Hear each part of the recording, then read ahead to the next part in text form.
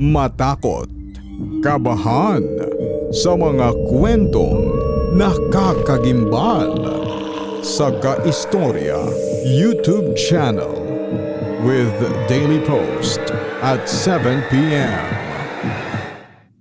Dito sa Papa Dudut Stories, ikaw ay hindi nag-iisa.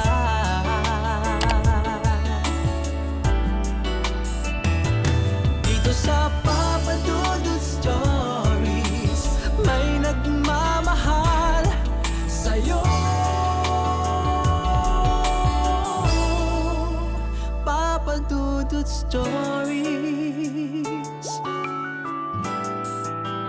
Papa Dudut Stories. Dear Papa Dudut, sa lahat po ng mga nakatutok ngayon, huwag pong kalimutan mag-like, mag-share at mag-subscribe. Maraming salamat po sa inyong lahat.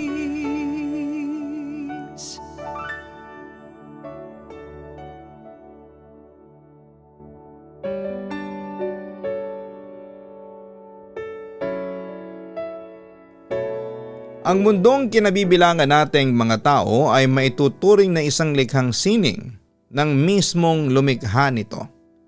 Walang iba kundi ang Diyos, sagana sa katubigan maging sa kalupaan. Ngunit paano kung sabihin ko sa inyo na may mga lugar sa mundong ito na bihirang marating na mga tao at kadalasan ay pinapaniwalaang tinitirhan ng mga kakaibang nilalang. Dear Papa Dudut, bago po ako tuluyang magpakilala sa inyo ay nais ko lamang po na magpasalamat dahil sa wakas ay napili nyo ang kwento ko. Salamat po kasi before ay isa lang din po ako sa mga subscriber ninyo at the same time, tagapakinig ng inyong mga kwento. Hindi ko po lubos akalain na ang kwento ko naman ang inyong babasahin sa pagkakataong ito. By the way, ako nga pala si Ali, 27 years old and currently I live here in Quezon City.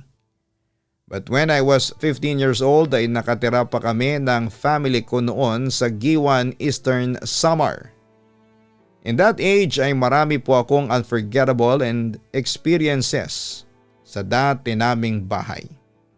Ngunit ang hindi ko po malilimutan sa lahat ay nung minsang napadpad ako sa isang lugar na bihirang mapuntahan ng mga tao.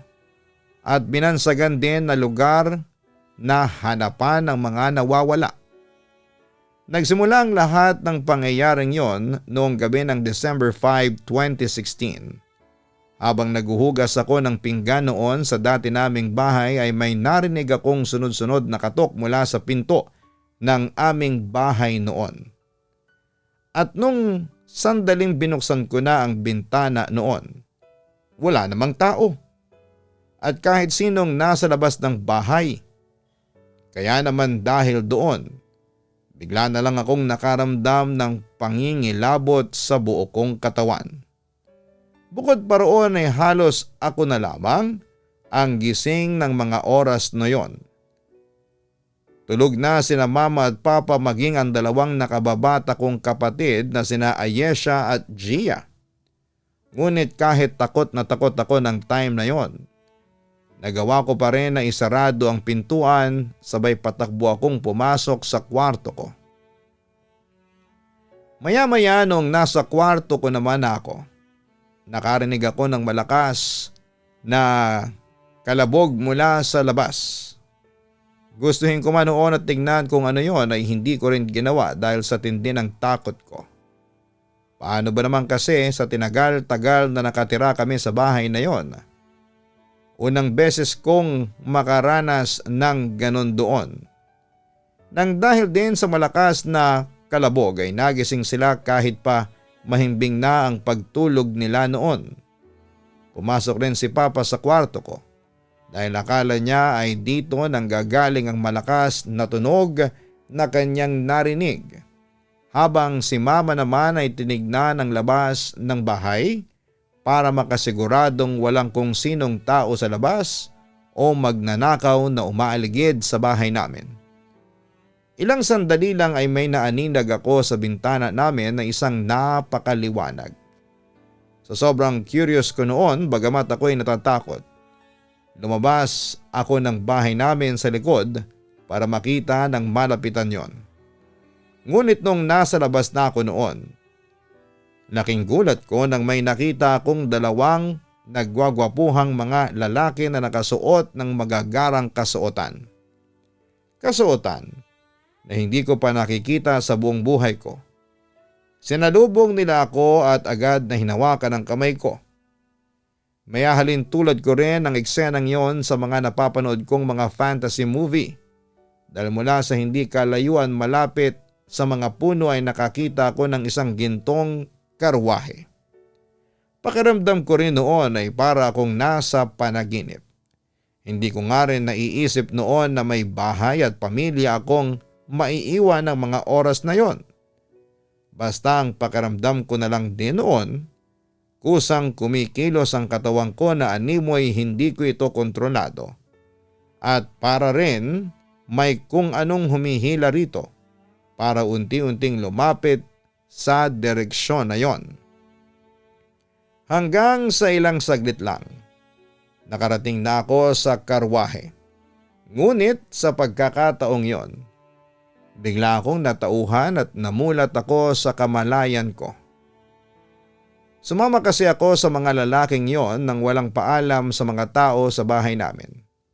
Kaya naman bago pa ako tuluyang makasakay at maisama nila, sinubukan kong magpumiglas at tumakbo. Dahil sa kasamaang palad, agad nila akong nahawakan sa mga braso ko ng mahigpit. Sa pilitan rin nila akong sinakay sa karwahe. Ginawa ko ang lahat ng makakaya ko noon para lamang makatakas pero hindi ko nagawa. Sinubukan ko rin na magsisigaw noon para humingi ng tulong pero parang halos walang nakakarinig sa akin. Kahit pa ang mga kapitbahay ko nagising pa sa mga oras na yon. Kaya naman nagiiyak na lamang ako sa loob ng gintong karwahe. Katabi ang isang matipuno at gwapong lalaki. Habang ang kasama niya naman ay naging hinete mismo ng sasakyan naming karwahe. Napansin ko din noon na parang kakaibang itsura ng kabayong nagpapaandar dito. Dahil ang kulay kasi nito ay kulay violet. Para kong nakidnap ng mga pagkakataong yon. Ang pinagkaiba nga lang ay parang hindi masasamang tao ang tingin ko sa mga taong dumukot sa akin. Binibini, huwag kang mag-alala. Walang mangyayaring masama sa iyo. Sambit sa akin ang katabi kong lalaki. Habang umaandar na ang karwahe, napansin kong biglang naglaho ang paligid at ang mga nadadaanan namin. Unti-unti rin nag-iba ang itsura nito na ang pakiramdam ko talaga noon ay nasa isang panaginip lamang ako. Katabi ko pa ang isang gwapong lalaki. Bagamat wala akong ideya sa kung saan ba nila ako dadalhin, kumalma pa rin ako kahit papaano. Sinubukan ko pang kurutin ang sarili ko sa pagbaba sakaling magigising ako. Ngunit wala talaga. Nagising talaga ako ng mga pagkakataong yon. Sadyang nakaranas lamang ako ng ganong nakakamanghang karanasan. Habang bumabagal ang pag-andar ng karwahe na siyang sasakyan namin, unti-unti ring lumiwanag ang buong paligid hanggang sa napadpad kami sa isang kakaibang lugar na hindi ko pa rin nakikita sa talambuhay ko. Isang napakagandang lugar na parang sa mga sci-fi movie mo lamang makikita. Mga nagtataasang building, lumilipad na mga sasakyan at marami ring mga bagay sa paligid ang hindi ko pa nakikita sa buong buhay ko. Tila parang mayaman din ang mga tao dito. Mga ilang segundo lang ay unti-unting bumagal ang pag-andar ng sasakyan namin. At nang tuluyan na kaming huminto sa isang malahugis triangulo na gusali. Isang matandang babae at dalawang babaeng maganda ang sumalubong sa amin doon. Kakaiba rin ang mga suot nila na parang never ko pang nakita sa buong buhay ko. Dahil yung suot ng matanda ay kulay ginto na kumikinang ng sobra, habang ang dalawang dalaga naman ay mga parang mekanismo na nakasabit sa kanilang likuran. Tinanong ako ng matanda kung kumain na raw ba ako. Pero sinabi ko noon na kumain na ako bago makarating sa pinuntahan namin.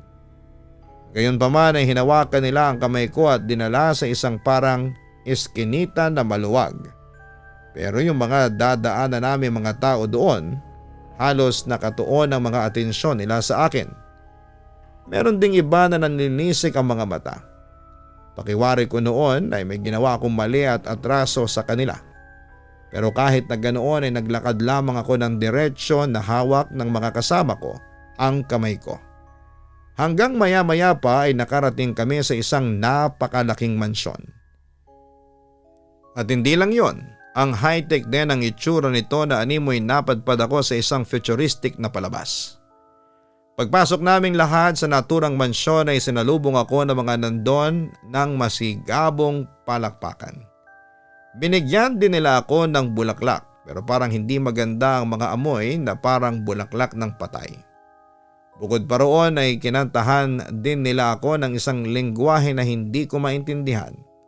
At habang ginagawa nila yon ay naririnig ko ang isang lalaki na halos sumisigaw na sa lakas ng kanyang boses.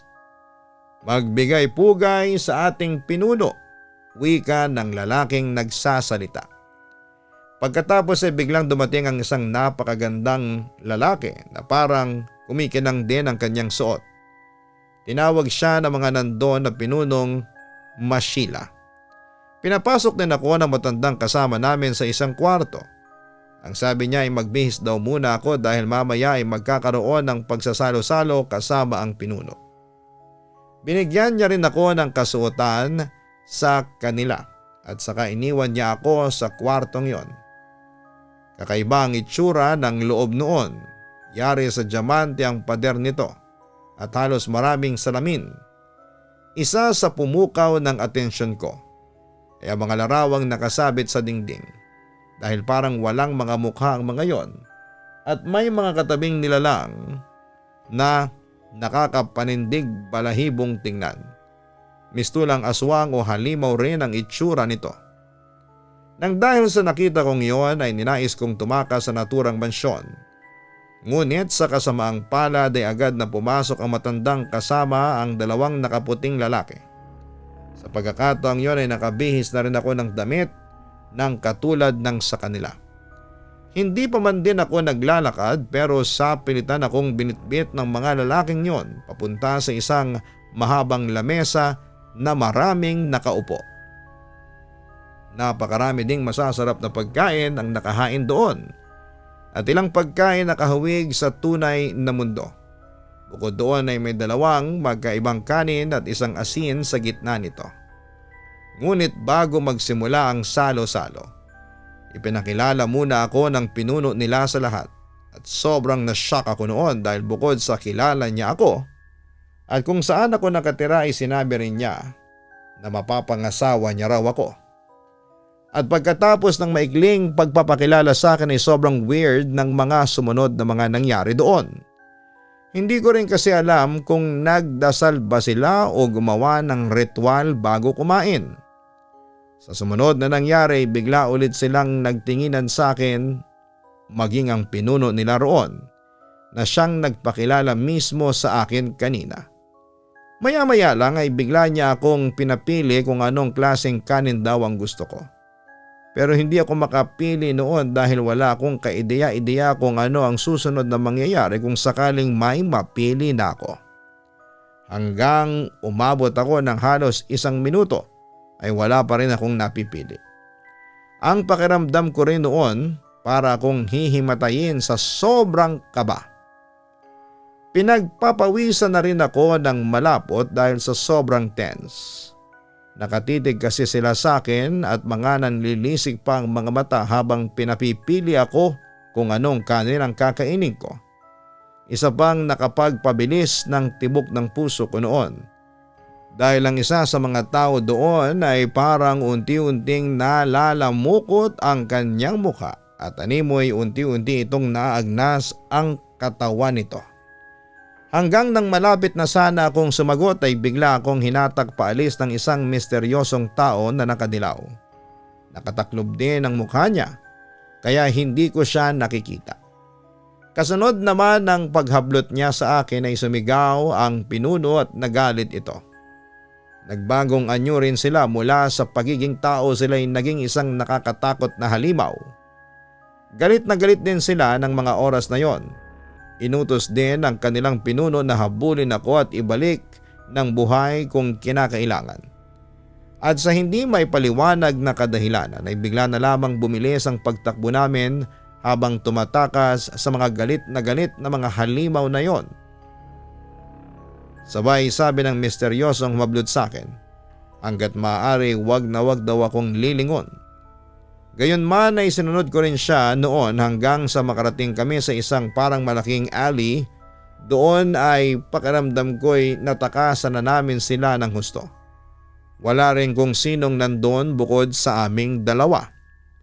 Nang itatanong ko sana kung bakit niya ako iniligtas, bigla niyang hinubad ang suot niya na balaban.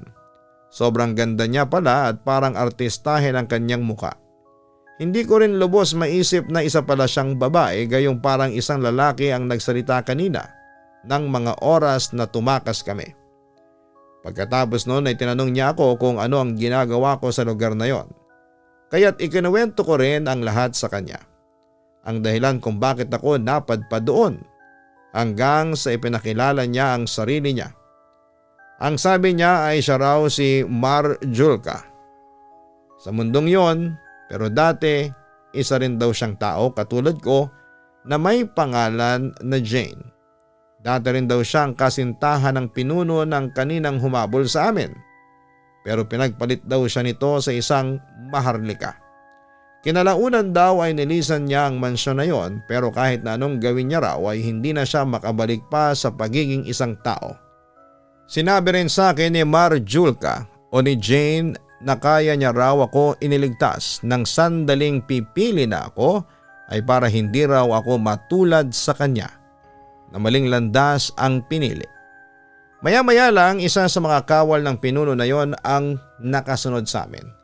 Kaya naman mabilis din kaming tumakas ulit at humanap ng iba pang matataguan. Hanggang sa mapadpad kami sa parang templo doon, sinalubong kami ng isa pang matanda na may mahabang tenga. Pinatuloy niya kami sa loob noon at sinarado niya ang pintuan. Nung nasa loob na kami, nakita ko ang ilang pang kababaihan na nakasuot ng kagaya ng sa akin.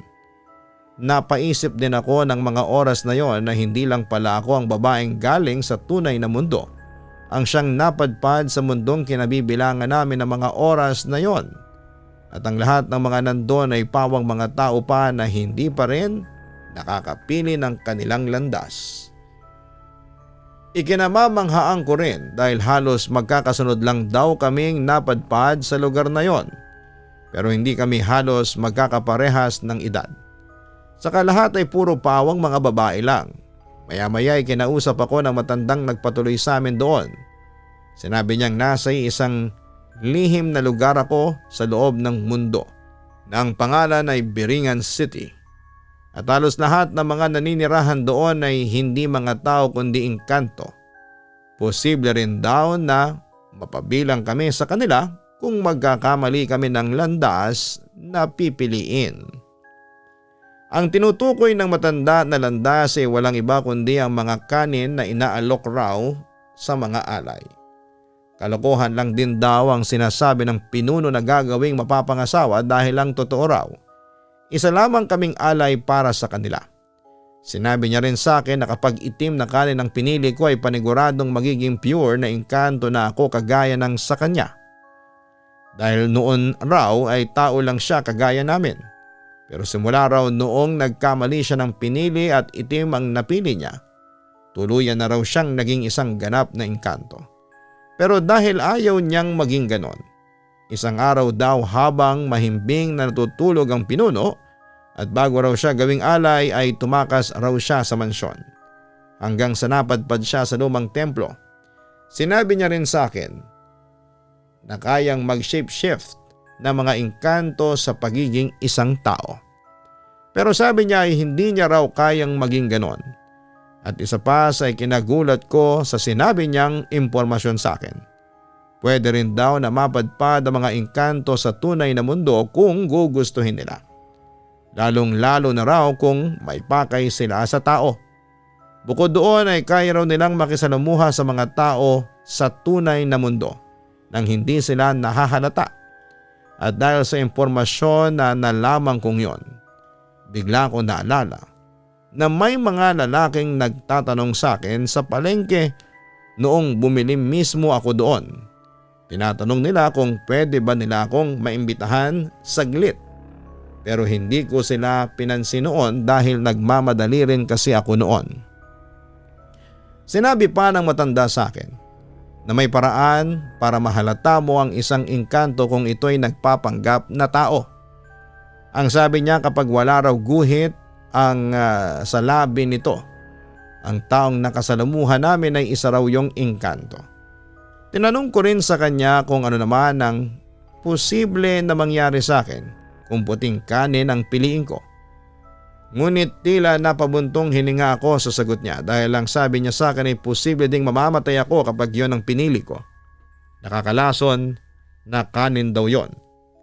Nasabi niya rin sa akin ang karaniwang imbitasyon daw ng mga engkanto sa mga taong dudukutin nila ay pulang pares ng sapatos sa labas ng bahay. Hanggang maya-maya lang matapos magkwento sa akin ang matandaan na yon, ay nabulabog kaming lahat dahil sa isang malakas na kalabog mula sa pintuan. Ngunit ang sabi ng matanda sa amin hanggat maaari huwag itong buksan. Magkaganon pa man ay nabuksan pa rin ito dahil sa lakas at persahan nilang binuksan ito. At nang mga sandaling bumukas na nga ang pintuan ay bumungad sa amin ang mga engkantong anyo nilang nakakatakot. Galit na galit sila at puro nanlilisik ang mga mata. Nakipaglaban sina Jane at ang matanda. Ngunit sa kasamaang palad ay hindi nila kinaya ang mga batalyon na siyang alagad ng pinuno. Kaya naman kalahati sa mga nasa templo ang nadakip at kasama na rin ako doon. Ngunit bago kami tuluyang magkahiwalay ay binanong ni Jane sa akin na sa halip na kainin ang piliin ko ay asin na lang daw. Pero naisip ko noon na hindi na ikwento sa akin ang matanda ang tungkol doon. Kaya ng mga pagkakataong yon ay hindi ako sigurado at nagdadalawang isip pa ako. Dahil baka mas malala pang mangyari sa akin kung yon ang pipiliin ko. Ngunit sa tingin ko rin naman, gusto niya akong maligtas. Habang hawak-hawak kami ng mga halimaw na engkanto, naninag ko sa gilid ko sina Jane at ang matanda. Nang dahil doon ay nabuhayan ako ng pag-asa na makakaligtas ako sa kamay ng pinuno ng mga engkanto. Ngunit habang nakasunod sila sa amin, nilabanan nila ang mga sumugod sa kanila. At mga ilang saglit lang, muli kaming nakarating sa mansyon ng pinuno. Doon sinalubong kami ng napakaraming engkanto at pawang mga galit ang ilan dito. Nawala na rin sa paningin namin sina Jane at nakalimutan ko ring itanong sa kanya na kung anong kanin ang pinili niya dahil isa siyang kalahating tao at kalahating engkanto. Maya-maya lang ay bigla ulit lumabas ang pinuno nila sa anyong halimaw. Pero sa pagkakataong yun ay hindi ko na lubos maintindihan ang sinasabi niya. Dahil lingwahe na yun ng mga engkanto. Pero pagkatapos niyang magsalita noon ay sapilitan kami na binitbit ulit papunta sa mga kwarto upang magbihis ng magara. Doon ay nagsimula na ako makaramdam ng matinding takot dahil bukod sa wala akong ideya kung ano nga bang ipagagawa sa amin. Pero pumasok sa isipan ko ulit ang sinabi ni Jane na piliin ko ang asin. Kaya naman napaisip din ako na baka papiliin ulit kami ng mga kanin. Maya-maya lang ay may mga pumasok sa kwarto ko na mga babaeng engkanto. Inayusan nila ako at pinagmukhang disente. Mabuti na lang at nakakaintindi naman sila ng lingwahe ng mga tao kaya tinanong ko kung ano ba talaga ang gagawin namin at kung bakit kami pinagmukhang elegante. Ang sagot sa akin ng isa sa kanila ay may hihirangin daw sa piging. Dahil sa sinabi nilang yon, nagkaroon ako ng kutob na pwedeng papiliin ulit kami ng kanin o mas mainam na sabihin ay landas. Pagkatapos nila akong ayusan, tinawag nila ang isang lalaki para isuot sa akin ang isang pares ng sandals at parang isang korona. Masakit siya sa ulo noong nakasuot sa akin at medyo napadiin yata ang paglalagay niya. Ilang sandali lang ay may mga kawal din na pumasok sa kwarto at sapilitan akong dinala muli sa mahabang lamesa. Ngunit sa pagkakataong yon ay marami kaming tao ang kaharap ng pinuno ng mga engkanto. Pinapila rin kami at binigyan ng tigiisang kutsara, ngunit bago magsimula ang seremonyas ay kumanta ulit sila sa lengguwahe ng mga engkanto. Samantalang ang mga kasama ko sa hapag na yon, kundi nag-iyakan, mga takot na kasi yung ibang naroroon. Mga nasaan yung halimaw at isa pa, iniisip rin nila kung mabubuhay ba sila pagkatapos ng seremonyas. Dahil sila din mismo alam sa mga sarili nila na isa lang ang alay para sa pinuno at hindi para maging kasintahan talaga. Kinabahan din ako ng husto noon na halos hindi ko na alam ang gagawin ko, at ang nakakatakot pa, ako kasi ang nasa unahan ng pila. Napabuntong hininga na lamang din ako maging nilakasan ko ang loob ko. Maya-maya pa ay tinawag na ako ng pinuno. Sa puntong yon ay pakaramdam ko ay humiwalay na ang kaluluwa ko sa takot at kaba. Dahan-dahan akong lumakad at nag-iingat sa pagkilos ko. At nung nasa tapat na ako ng mga kanin at isang tasa ng asin, hindi na ako nagpaligoy-ligoy pa at agad kong pinili ang asin na sinabi sa akin ni Jane. Ngunit hindi ko inaasahan ang magiging reaksyon nila dahil nagsisigaw ang karamihan ng mga engkanto roon na para bang natataranta. At kahit pa ang pinuno nila ay galit na galit sa akin. Hanggang sa isang sipol ang narinig ko mula sa itaas ng bintana ng mansyon. Pagkatapos noon ay biglang nagdilim ang paligid ng sobra. At saglit lang ay nagbukas muli ang mga ilaw. Pagtingin ko ay nasa taas na ako ng mansyon kasama si Jane. Ang sabi niya ay kailangan na raw naming tumakas sa lugar na yon. Dahil kung hindi ay maaaring patayin na raw ako ng mga engkanto. O ang masakla pa ay kunin ang kaluluwa ko. Mabuti na lang talaga dahil hindi nila kami napansin na nasa taas lang ng mansyon. Wala ring ibang tao roon maliban sa amin. Habang hinahanap nila kami sa iba, ay sinamantala naming tumakas kasama ang ilang bihag na kasama ko doon. Dumaan kami sa isang bintana na basag. Buong akala ko talaga ay wala na sila Jane at mukhang hindi na nila kinaya ang mga engkanto na sinagupa nila nung sandaling dadalhin pa lang kami sa mansyon. Sa aming pagtakas ay sumakay kami sa isang malaking bola na lumilipad. At mula sa itaas ay tanaw namin ang mga engkanto na nagkukumahog sa paghahanap sa amin. Galit na galit din ang mga ito na nasaan yung halimaw na. Masasabi ko talagang sobrang kakaibang experience na yon. Bukod sa nakakamangha para sa akin na mga tao na napadpad lang doon, ang lahat ng nandun ay nakakakaba at nakakatakot din ang karanasan na yon dahil sa mga halimaw na engkanto na nandun. Lalong-lalo na yung pinuno nila na sobrang sama. Pagkaraan ng ilang oras ng pagtakas namin sa kamay ng mga nilalang na yon, nakarating kami sa isang napakalaking puno. Naging isa lamang yon at walang katulad sa Biringan. Wala ring ibang engkanto kung sinong nandun maliban sa amin. Ang sabi ni Jane, sa araw daw na umulan, bubukas daw ang lagusan pabalik sa tunay na mundo at makakauwi na raw kami sa mga pamilya namin. Sinabi ko rin kay Jane na sumama na siya sa amin pero tumanggi siya dahil isa na raw siyang kalahating engkanto at tao. Sinabi rin niya na kaya ganon ang nangyari dahil nahalikan siya ng isa sa mga kawal. At hindi raw yun dahil sa pagpili niya ng kanin. Aminado rin daw siyang namali nga siya ng landas na pinili. Pero ginusto raw niya yon dahil minahal niya ang engkantong yon. Ngunit kinalaunan ay namatay daw ito sa kamay ng pinuno. Pagkatapos ng maikli naming pag-uusap ay biglang bumuhos ang napakalakas na ulan sa Biringan. Yun na rin mismo ang hudyat para bumukas ang lagusan pauwi sa tunay na mundo. Sinabi rin sa amin ni Jane na ang ulan sa Biringan ay karaniwang tumatagal lang ng 2 minuto.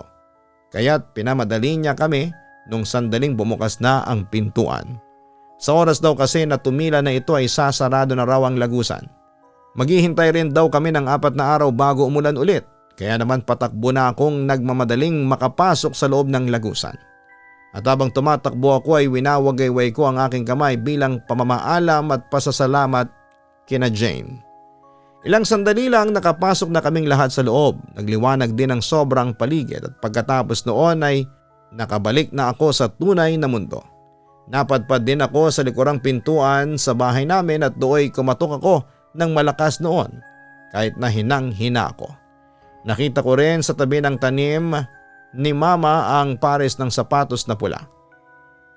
Mga ilang saglit lang biglang bumukas ang pintuan at sinalubong ako ni na Mama at Papa ng mahigpit na yakap. Sinabi rin nila sa akin na sa wakas ay nagbalik daw ako makalipas ang 20 days na wala ako. Buong akala raw nila ay patay na ako. Ikinuwento ko rin sa kanila ang mga pinagdaanan kong pagsubok sa pinanggalingan ko, maging ang nakakamangha kong karanasan sa lugar na yon. Ilang taon nang lumipas mula nang nangyari ang ganong uri ng karanasan sa buhay ko ay marami na ang nagbago.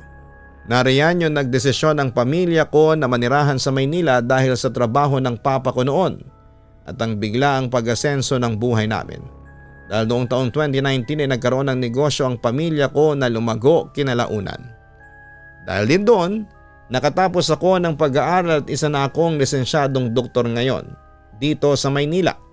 Unforgettable talaga ang experience ko na yon dati, lalong-lalo na sina Jane at tumulong para makabalik sa dati kong buhay. Kung hindi dahil sa kanila malamang ay isa na rin akong engkanto. Habang buhay ko ring tinatanaw ng utang na loob ang ginawa nilang kabutihan para sa taong katulad ko. Kaya naman ang pinangalan ko sa aking first daughter ay Jane. Naway meron pa rin kayong natutunan sa kwentong ibinahagi ko. Dito sa programa ninyo Papa Dudut. Hanggang dito na lamang ang inyong tagapakinig, Ali. Minsan sa isang kisap mata ay may mga kakatuwang karanasan talaga tayo na hindi inaasahan na mangyayari sa buhay natin. Isang buhay na patunay dito ang kwentong ibinahagi ni Ali. Kwentong nakakamangha and at the same time ay puno ng kaba at takot. Bagamat walang konkretong basihan na ang Biringan City ay talagang umiiral, marami pa ring kwento na kagaya ng sa ating letter sender ngayon ang may karanasan dito. Isa sa mga aral na iniwan ng kwentong ito ay ang huwag makipag-usap sa hindi mo kakilala o kaano-ano, lalong-lalo na kung ang intensyon nila ay imbitahan ka. Ipinakita rin sa istorya na ito kung paanong maging matatag sa kabila ng pagsubok na pinagdadaanan. At higit sa lahat ay minulat ang kaisipan natin sa katotohanan na sa mundong ito ay hindi tayo nag-iisa.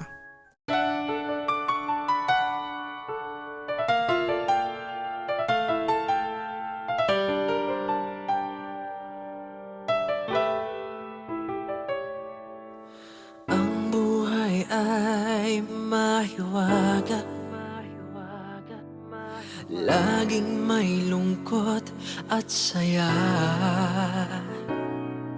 sa Papa Dudut Stories.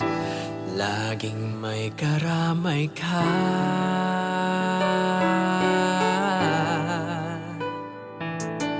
Mga problemang kay bigat,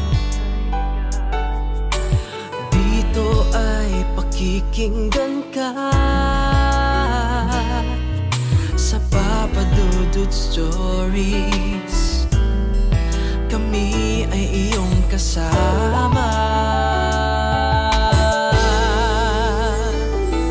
Dito sa Papa Dudut Stories, ikaw ay hindi nag-iisa.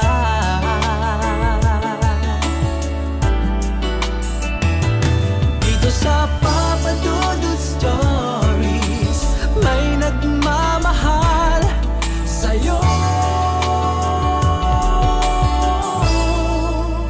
Papa Dudut Stories, Papa Dudut Stories,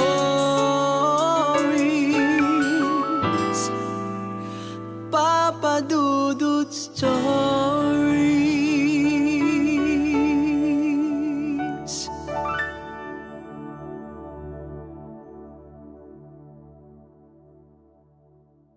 makipagkulitan. So ayun po guys, nagkakagulo na po tayo ngayon dito. Nakikita po natin. Hi everyone! So ayun na po, may mga bisita po kami. Andito po ngayon. Makipagtawanan.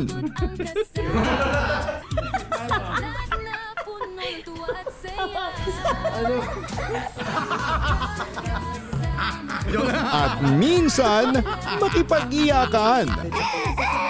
Lagyan na ng gamot. Kanina umiyak si Gian, sabi niya, Ama, tanggapin mo ang kapalaran ng iyong ama. Sa Papa Dudut Family YouTube channel. Subscribe na!